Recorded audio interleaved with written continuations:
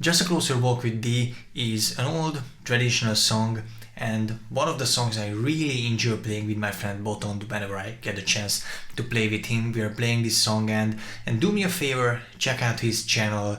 He's not just an amazing picker, but he's a really good singer too. So I think if you enjoy blues, you'll definitely enjoy his channel. Please check that out. Now, the other reason I wanted to play over this song and create a video about that is because it's in the key of G, and I'm a big advocate of learning to play in other keys than just D in open D tuning. But why do I have this standard tuned guitar in my hand? Well, first of all, I want to go through the chords because that's really important to be able to, play over, improvise over a song. So like I said, we are in the key of G and the first chord is just G. And then we are going to D, and then there's basically two measures on D and then back to G. Staying on G a little while and then going for C. Then there's a brief C diminished, C sharp diminished.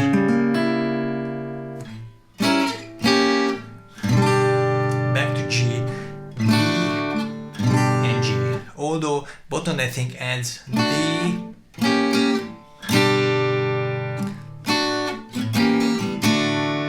so I think he adds D, then a diminished again, back to D, and then G. So something like that.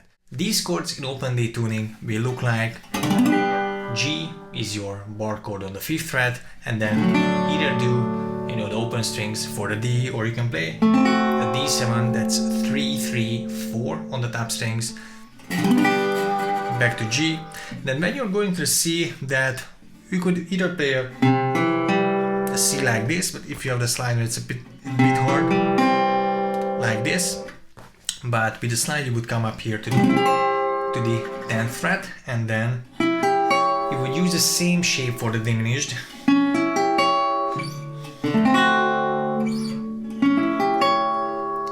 And then basically back to G, D, and G. Now the good thing about this song is that even though it is in the key of G, there's a lot of D chords in it, and at those chords or over those chords you can play the D licks you already know, and presumably you also know some G licks because that is your 4 chord in D.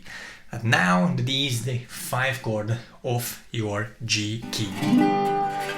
So, and then C, you can either play in the close position or come up with some ideas that I played, and I'll show you. So I wanted to have 2 passes, so I asked Botond to record 2 choruses because I wanted to have 2 passes, one sort of a sparse intro, try to complement what he's playing, because it's kind of tricky to play over something that's densely finger picked, but I try to look for some gaps when I can add something and then play a full solo improvisation sort of thing.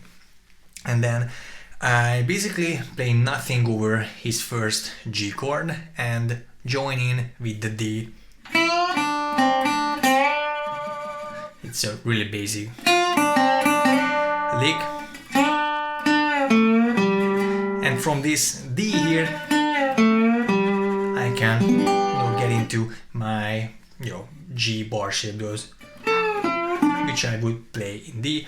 That's a lick I hope everyone knows.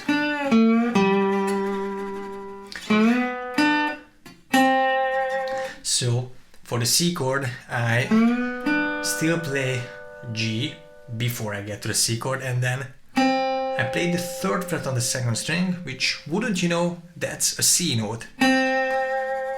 But when the backing goes to the C sharp diminished, I not just play a C sharp that somehow doesn't sound that good, but I play the major third of C, which is E on the 7th fret.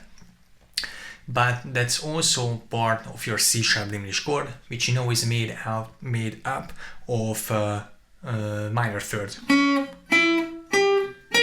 So it's part of the chord.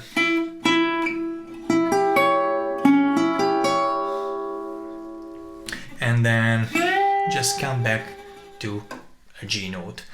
And while the backing goes back to D and the diminished, I basically rest. And then for the solo pass, I start with our usual close position slide. But then I try to utilize my open strings for the D chord because we are an open D tuning and it's nice to do. And this song does have a chromatic ascending line like this. It's not here, but I'm kind of calling that back. And there's another measure of D when I just played it. So that's basically the same thing I played over D or the G.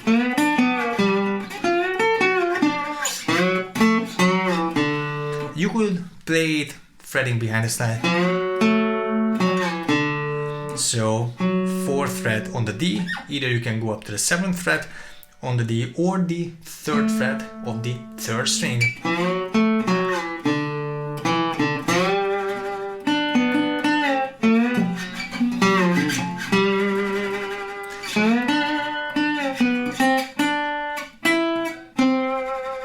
And then these note right here you're gonna see. So I kind of move around in that close position until I reach my target of the C note. Then I walk up, which is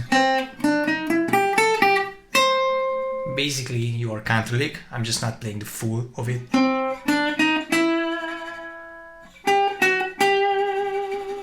Again, adding a little, major 7th for that G. Here I'm playing the melody basically.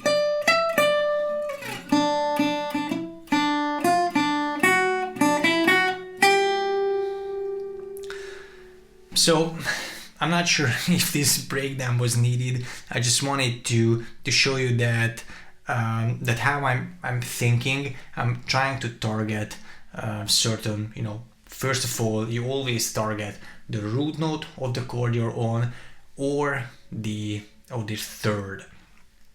Those are the most stable notes. And if you're more adventurous, you can go for the 5th and the 7th, but they are not as powerful, so you need to use it from the context. But that's basically it. You can use a lot of your close position licks you already know just over G. I guess you could use them over C, however they are not, those are not the best for the 4 chord. So those chord position licks are better suited for the 1 chord and the 5 chord. But if you have any good G4 chord lick from your usual D playing, that you can just transition up here to the 10th fret and then do it over the C chord. Just don't forget about that diminished.